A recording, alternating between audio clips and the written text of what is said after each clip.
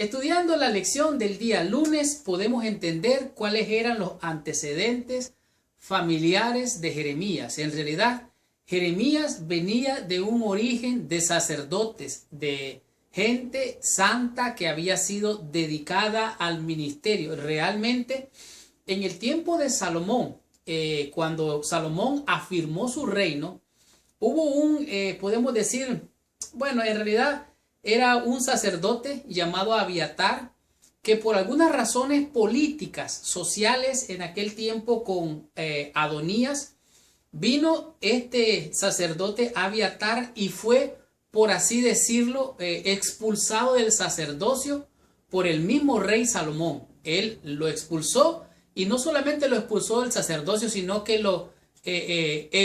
podemos decir, lo mandó al exilio, por así decirlo. En Segunda de Reyes, en el capítulo 2, podemos ver en el versículo 26, dice así. Vamos a leer el 25. Entonces el rey Salomón envió por mano de Betanía, hijo de Joiada, el cual arremetió contra él y murió. Y el rey dijo al sacerdote Abiatar: vete a Anatot a tus heredades, pues eres digno de muerte. Oiga bien, o sea, lo quería hasta matar. Pero no te mataré hoy, por cuanto has llevado el arca de Jehová el Señor delante de David mi padre, y además ha sido afligido mi padre. Entonces Salomón le dice: mira, váyase de aquí, sacerdote, se me va a ese lugar llamado Anatot, y ahí se me queda. Algunos dicen que él no solamente estuvo en Anatot, sino que fue a un lugar mucho más lejos o más bajo. Y aquí dice entonces: apartó al sacerdote Abiatar de su oficio y lo exilió a su pueblo natal. Hilcías, el padre de Jeremías, era miembro de la familia sacerdotal que vivía en Anatot, o sea, de aquellos sacerdotes de Anatot, de ahí venía Jeremías, la descendencia de él, el árbol genealógico. Estos son los antecedentes familiares de Jeremías. Cuando Dios llama a un ser humano, no importa dónde se encuentre, qué es lo que haga, cuál es el origen familiar, social, podemos decir hasta espiritual, porque dice la Biblia que lo vil de este mundo ha escogido Dios para avergonzar a los sabios. Ahora, pero vemos aquí que Jeremías venía de una familia destacada, una familia de sacerdotes, una familia de levitas. Dice aquí: Dios llamó a todo tipo de personas, pastores, rabíes, pescadores, sacerdotes, al oficio profético. Y cuando Dios llama, el ser humano se impresiona, se asusta. Y esta fue la experiencia de Jeremías. Recuerde que dijo Dios que lo llamó desde el vientre de su madre, desde su juventud, desde su infancia.